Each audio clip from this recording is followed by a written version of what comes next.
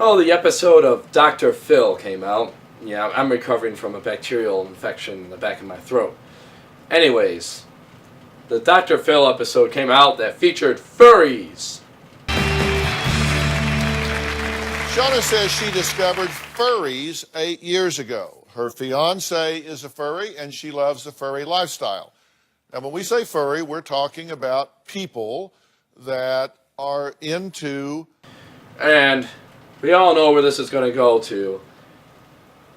So let me break it down for you. And really, what can I say about it?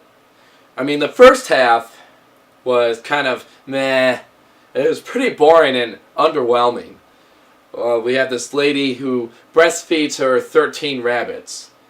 Kitten milk in a bottle, but he wouldn't take it. So my immediate instinct was I wanted to get the sucking action going to see if he would, suck on the bottle. That didn't work, so I held him to my breast, and he immediately, for maybe 1 or 2 tries, and then he latched on, and he's actually started the sucking motion, and that helped him drink the bottle. Did that seem...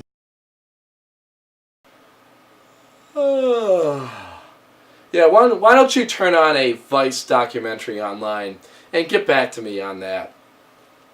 Oh, ya eso comen burra. Ellos todos los días la clavan. Levante la mano el que come burra, que a todos que todos comen burra, véalo.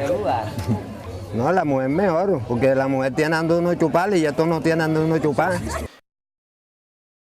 And then you have Boomer the dog with that god-awful confetti dog costume. Is that a dog costume, or is that the waste of a paper shredder come to life? I was really a fanatic for every kind of dog story that there was. When I was 14, I watched a show on TV called Here's Boomer. Boomer, he's never gonna settle down. Boomer, wandering from town to town. Boomer, no ordinary man's best friend. And when he comes into your, you'll never be the same again. You'll never be the same again. You'll never be the same again. All in all, he's pretty harmless. At this point, whatever potential he had as a person is long gone. Yes. You've never been on a date. You don't have a job. You just put on a paper dog suit and walk around town. So, just leave him in peace, let him live out his fantasy, and hell, if he gets enough TV gigs, he might make a living as a modern-day freak show. Attention! Come one, come all! Witness the dog that's trapped in a human body. Witness as he eats from a dog bowl. And listen to him speak! Woof, woof! I also know he was on Tosh.0. Can you lick your own balls? I don't think so. What do you mean? You haven't even tried? What kind of dog are you? I'm about this far away. Alright, well that's enough of picking on the special man-child. Let's get on to the featured furries.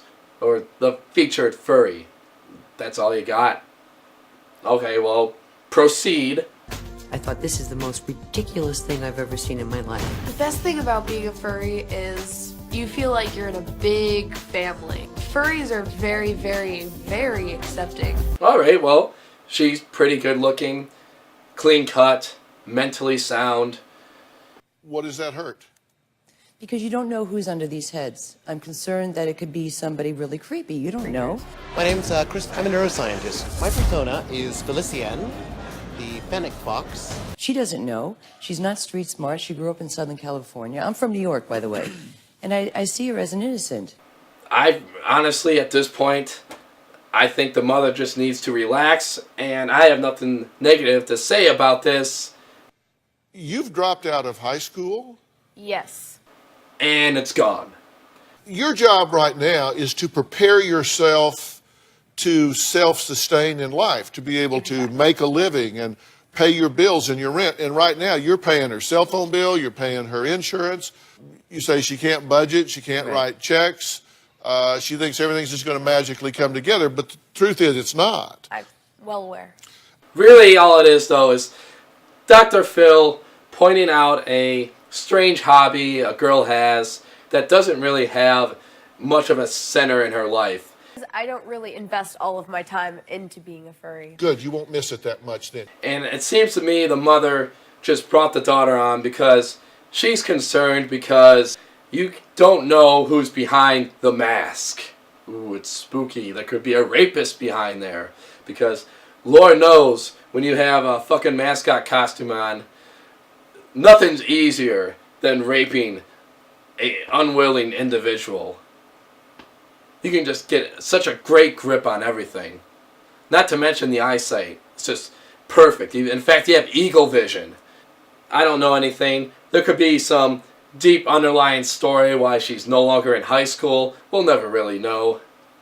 So the mother just needs to relax because the truth is, if you're in a club, someone could drug you and rape you and you'll never find out who it is. At least with a tight-knit of friends and a community, you'd be surprised how fast a bad apple is ejected. In the end, all I have to say to you is get a job. Get a job. Get an education. And go back to school. You, Missy, need to relax and calm down a little bit. And instead of getting worked up and going on the Dr. Phil show, maybe you should, whip your child back into shape and get her back into fucking class. And Dr. Phil, fuck you. I know plenty of artists who make a viable career being creative in their works. They bust their ass. They work 14 hours a day, 60 plus hours a week. And they don't have time for your stupid bullshit. Wait. You'll never be the same again.